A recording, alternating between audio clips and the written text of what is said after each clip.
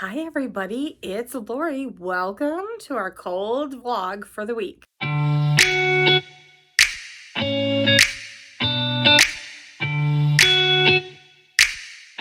So if you saw last week's vlog at the end, I gave a little preview of what this week's theme was going to be, even though it's not cold here in Michigan. I mean, I say that, and those of you in southern states would be like, yeah, that's kind of cold. It's not super cold for the winter here. I think it was like 49 degrees here. That's warm for us for February. We are trying to summon some snow. We're reading some cold books in the hopes that we'll still see some snow yet this season.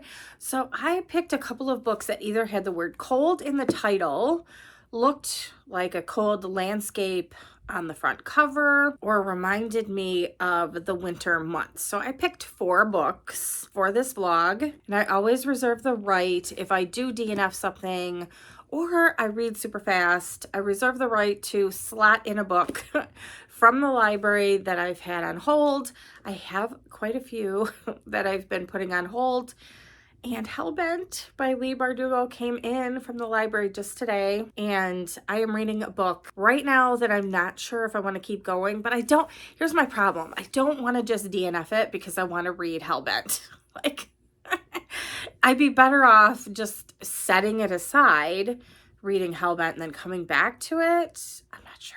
It's a tough decision at this point. I've looked at reviews, which I probably shouldn't have done for this book because I was a little confused, and it's not getting great reviews. So let's talk about these. I finished one yesterday because it was a lazy day. I did not feel like picking up the camera, and I wanted to power through this book. It was so good. I could not put it down. So let's talk about them and see if you can figure out which one I really enjoyed. So the 4 books that are slated on the TBR this week are Rock, Paper, Scissors by Alice Feeney. I know I have heard some mixed reviews about this one, so I'm intrigued. It's about a couple, from what I can gather, it's about a couple whose marriage has been in trouble for some time. They decide to do a getaway in the hopes of either saving their marriage or deciding to end the marriage. And I'm sure all kinds of angsty angst goes on. One of them probably doesn't make it out alive, maybe both of them. I'm not sure, but I am so interested to see how this all plays out. So this is one of the books for the week. Now, this is a Christmas mystery, but they all are in this series. So it's kind of like, am I just supposed to read one every year? I thought I would try it because I didn't see it around the Christmas holiday season. And I thought, you know what, let's just try this. It's winter scenes on the front. It is 12 Sleighs of Christmas, a Christmas tree farm mystery. So it's a cozy. I believe there are 3 books in this series so far. They all focus around a Christmas tree farm. I thought I would slide this in as a cozy for the week, give this new series a try. Then we have The Book of Cold Cases by Simone St. James. This appears to be a dual timeline. We have 2 women here. One that was accused of being a serial killer back in the 1970s, and the blogger runs a true crime website at nights as a hobby. Their lives intersect, and we have our vlogger who is trying to solve the cases back from the 1970s. And the final book that is on my TBR for the week is C.J. Tudor's The Drift. This is perspectives of 3 different groups of individuals that are trapped in a snowstorm amongst themselves. It appears to be some kind of a sickness that is happening that also adds to all of the heart pumping action in this. So we have snowstorm, we have trapped with groups of people, which I'm sure there's murderers abound. Couldn't be all easy that everybody is nice and friendly and happy in these groups. There's got to be something else going on. It seems to be a dystopian horror thriller type. So we'll see, but I thought the name, just like Snowdrift, and the fact that there's a snowstorm, people trapped, sounds right up my alley. Based on all of that, what do you think that I read so far this week? Yesterday on Sunday, there's no football. I mean, what the heck? There's no football to watch. So it was a lazy Sunday, just sitting around with nothing on the TV, and I devoured one of the 4 books. What do you think it was? Don't cheat. Put your answer in the comment section down below and let me know what your thoughts are. What do you think that I read? If you said C.J. Tudor's The Drift, you're wrong. I didn't start with this one, but I had to do that. I had to be like, no, that's not it. I did The Book of Cold Cases by Simone St. James. This one has been sitting, and I gave you kind of a hint on last week's video. It has been sitting on my shelf, and they just kind of sit there, and they're like, okay, read me, read me. This one was slated for this particular TBR, but it came in a lot sooner than I was anticipating, so it just kind of sat there and waited for me to get around to it. I devoured The Book of Cold Cases by Simone St. James all day yesterday. We have our 2 main characters, Beth Greer and Shay Collins. Beth was accused of being the lady killer in the late 1970s. 2 men were killed on the side of the road. They had pulled their cars over. They were shot twice and died at the scene. And Beth was accused of the murders because the ballistics matched the same gun. There was a witness to the second murder who described her perfectly as being at the scene. So she was accused of the murders and acquitted back in the 1970s, but a lot of questions remain. Was she, in fact, the killer of these men? Did she kill her father, who was also shot similarly prior to that event? Her mother died tragically, and she was the sole heiress to a very large fortune and the Greer mansion. And so there were a lot of questions as to whether or not she was the one that would have committed those murders. The murders stopped at that point after she was acquitted, but we have true crime bloggers. They'll like to talk about cases that are still open, and that's where Shay comes in at night and on the weekends. She runs a very successful website where she talks about true crime and unsolved cases with a lot of armchair detectives, so to speak, that are looking to find clues and help solve the murders. Both of these women are tragic characters in the fact that they are struggling with demons of a sort and work together to piece the clues together. Really felt that this story was amazing in terms of how both women had their own demons that they were wrestling with. Each of them had things in their past that they were unable to get over and to move on from. I just loved this. I loved the way that it unfolded. Overall, this was a fantastic book. So because of that, I'm going to give this a 5-star. I highly recommend this book. I know not everybody is going to feel the same way, but the ending was good, wasn't totally expected. So I really enjoyed myself. 5 stars. Would highly recommend picking this one up. The next one that I started, I'm having some thoughts. I don't know. They're like puzzled thoughts, so I'm not sure, but I did start this last night. C.J. Tudor, The Drift. I read a little bit more this morning. I'm going to continue this. I'm trying not to DNF it. I'm going to be really honest. I did read some reviews, which is always a disaster. I should wait until the end. But I was like, what is going on? So I wanted to get a sense of whether or not I thought, I guess based on other people's reviews, if this was something that I really wanted to stick with or if I wanted to give up. I'm going to continue for now. There was something about a sickness mentioned. I'm not really sure exactly what's going on. I'm assuming that they're all going to come together at some point. Perhaps they're all going to the retreat. It sounds kind of like that's what's happening. I don't know if they're racing against time to all come together, be safe against some kind of illness, virus, whatever the case might be. Nobody trusts anybody. There's lots of death and destruction. I'm assuming this is going to be a lot of finger pointing and suspicion amongst everyone. So let's see if this keeps my attention and if I continue on with this. So we'll see. I will check back in as I can either continue the book, finish it, or DNF it. Hi everybody and good morning. I'm in my super comfy sweatshirt because whatever I was doing to summon the cold to Michigan has worked.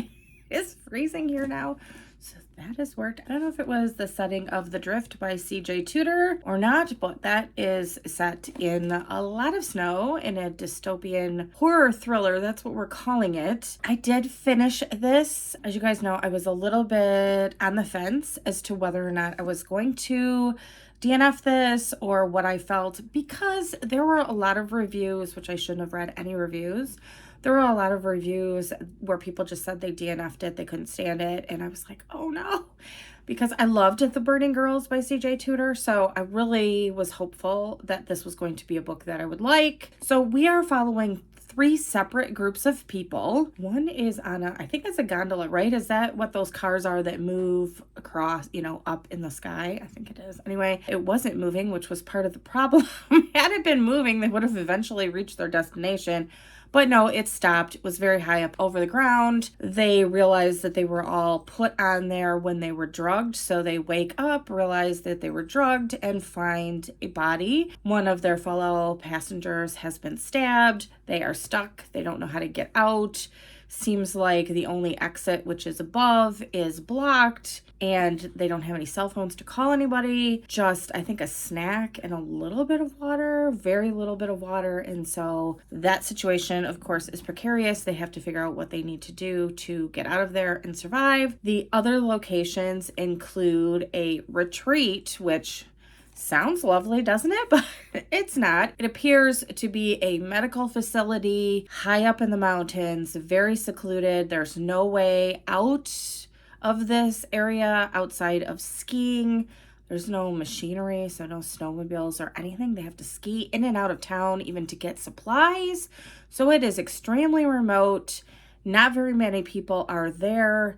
And so we have that small group of people, and then we have another group of people that are trapped on a bus, they say coach, that has crashed and flipped, blocking the exit. I think the other exit was tampered with somehow. So they are trapped. So this book really gives you a sense of being trapped with a small group of people. You can tell that not everybody is out for your interest. They care more about themselves, obviously, and how they are going to survive and escape. And truly, that is what is at the heart of this book, is survival and what people are willing to do to survive, the reasons that they want to survive. So everybody has their own agenda, basically, for trying to get out of the situation that they're in and to survive and go on to whatever their plans are in the future. I agree with a lot of the reviews that said that the switching of the groups and with all of the numbers of people that you had to keep track of, it was confusing. It definitely was. There were a lot of names, a lot of characters, a lot of points of view, so to speak. You were watching this character, then you were watching this one, then it flipped. So in the beginning, it really felt like there was a lot going on, a lot to keep track of. It was kind of hard to follow, but I really wanted to know what the heck was happening and who would survive, why they would survive, if all these groups came together, what was the end result. And so that kept me going. I would highly suggest, if you can hold on, just hold on and don't DNF it. I know there are a lot of books in the world. So it's like, if you're truly hating it, obviously DNF it. But if you're just really confused and you're thinking, I'm not sure, try to hang on. It does start to make more sense as the time goes on. I will caution, however, it was definitely dystopian horror thriller, and I wanted to see who was going to survive and what they were going to do. That's what I wanted to see. And so if you like the kind of book where you're thinking, okay, I want to know who survives and what they have to do to get there, then this is the book for you. So overall, I would say this is a 3 out of 5, and I'm glad I finished it. The next book I'm going to tackle for the week is 12 Sleighs of Christmas by Jacqueline Frost. And it's actually holding up my tripod situation going on the desk. I'm looking at it now. I have already started reading it. It's a cozy mystery. I needed, like I said, a little bit of a palate cleanser between a couple of thrillers.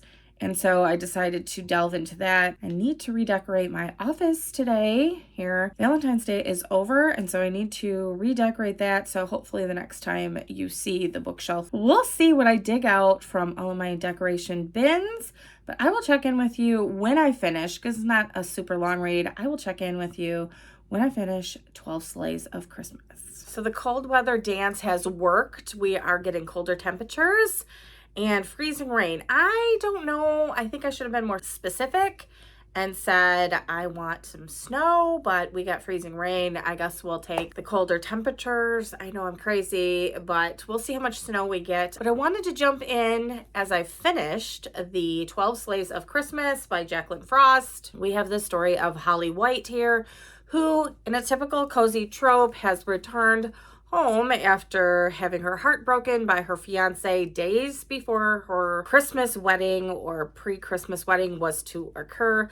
She comes home to kind of mend her broken heart, work in the family's tree farm business. They also have a lot of other activities that they do, lots of baking, lots of food involved, all kinds of yummy goodness going on. So she comes home, tries to pick up the pieces of her life and determine what she is going to do.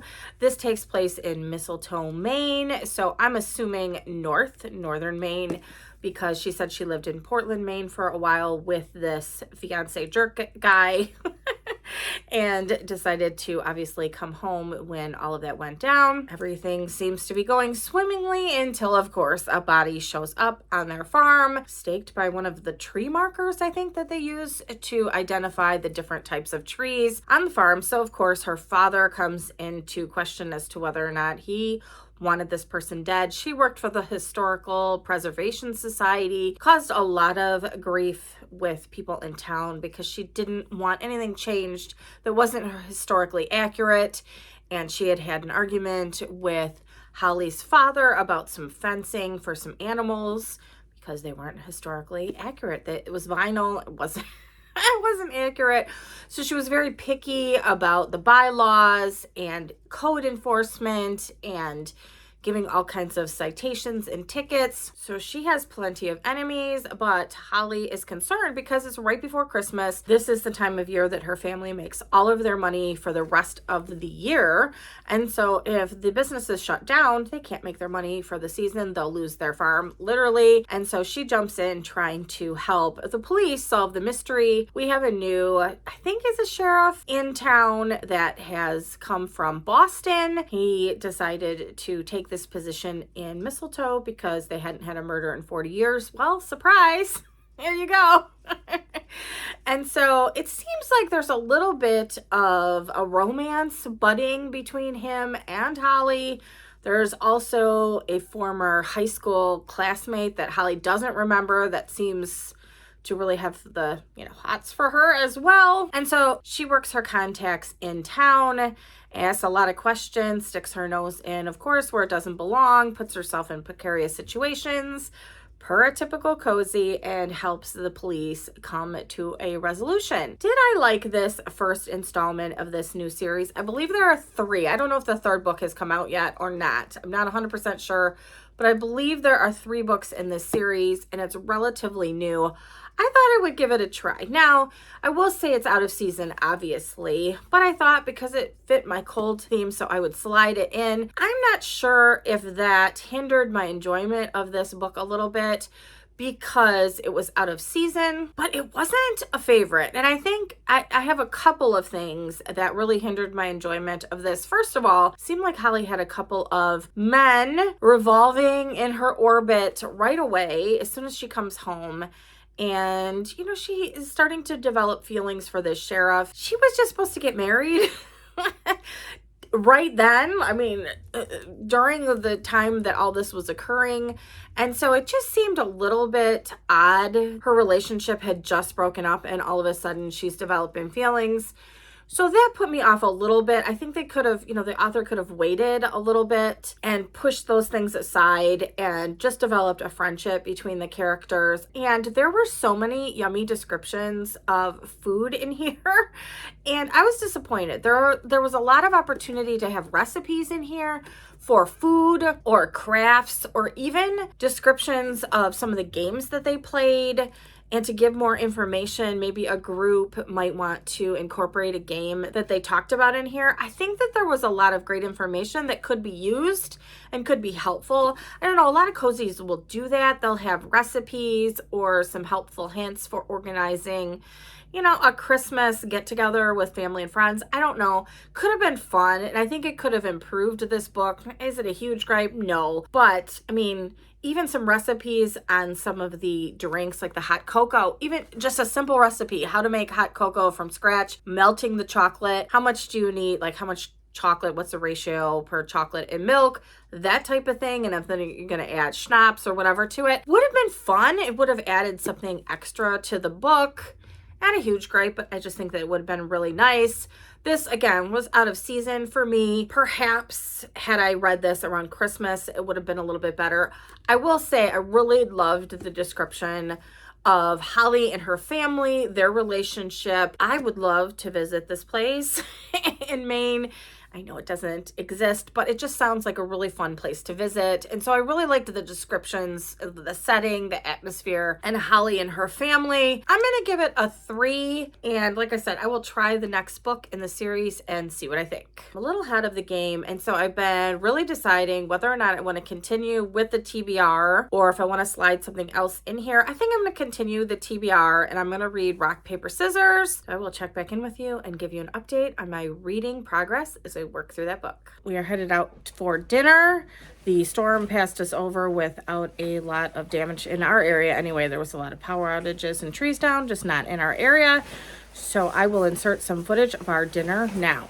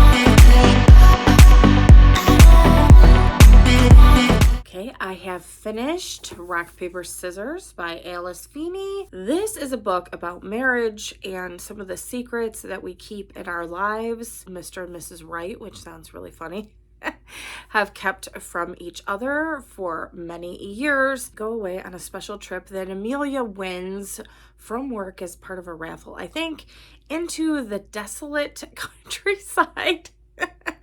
There are no shops around. There are no gas stations.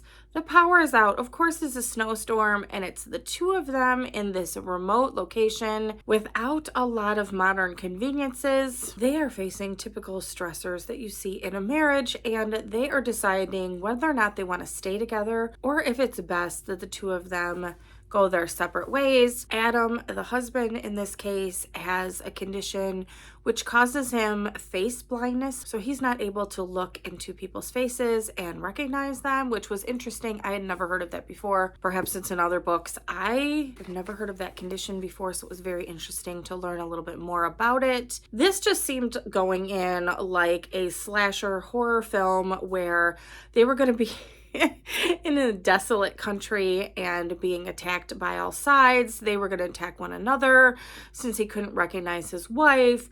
I just was anticipating all kinds of things happening and just blood, guts, gore, horror, the whole shebang. And I was surprised. I was surprised at how it all unfolded. I really didn't see it coming, and maybe I should have. I'm not sure how I missed it exactly, but I was bamboozled and I was taken in. I really didn't see the twist coming in this. So I enjoyed it. Would I say that this is the best plotted thriller that I've read so far this year even. No, I wouldn't say that. I was surprised, so there's that. But do I think it could have been punched up a little bit? Could it have been made a little bit more exciting? Yes, I think so. I don't know that I was bored, but I was ready to get to more action, I guess. It was kind of a slow burn and more of a psychological type of thriller for me, so it wasn't necessarily slasher type. I don't know what I was expecting, but it wasn't exactly what I got in this one. So overall, I would say I'm going to give this a 3. It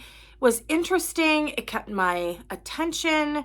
There were a few times I was like, okay, can we get to more action here? But overall, I would say this was a 3. I will pick up another book by this author, but again, just an average read, and I enjoyed it. So that's going to do it for our cold reading vlog for the week. I will say my favorite book of the week was the book of Cold Cases by Simone St. James. I will definitely be picking up more from this author. I didn't totally love The Drift by C.J. Tudor, nor did I really love Rock, Paper, Scissors. I thought that our Christmas Tree Farm cozy, is it 12 Slayings of Christmas or something?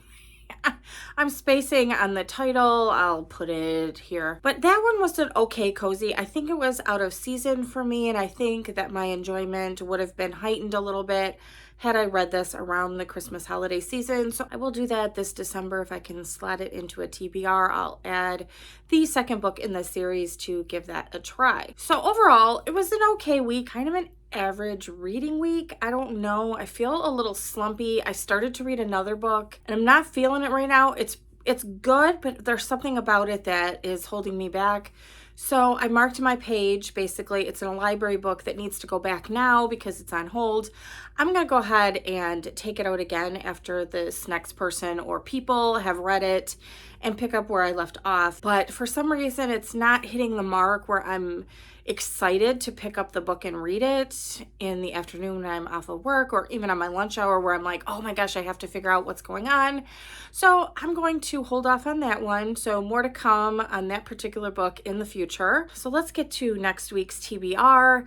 I am going to just do like kind of a clean up of any books that have been kind of hanging around. They're just kind of floating around here that I picked up from the library and haven't had a chance to slot into my TBR list for the weeks, or I didn't finish early enough where I could read it at the end of the week before the next week's selections, kicked in. So I have a few books here that I wanted to read this week. I thought it would be fun. The first one, which I've already mentioned, and it's kind of hanging over my head as something that I definitely want to read, is Hellbent by Leigh Bardugo. So I definitely wanted to put this in for the week, and I know that I'm not going to be able to renew this. There are a lot of holds at my local library, so I do need to read it. It's a chunky one, but I loved Ninth House, so I'm excited to read this one this week. I picked this up from Interlibrary Loan. My local library did not carry it, but I'm lucky enough that my library is a part of a very large system here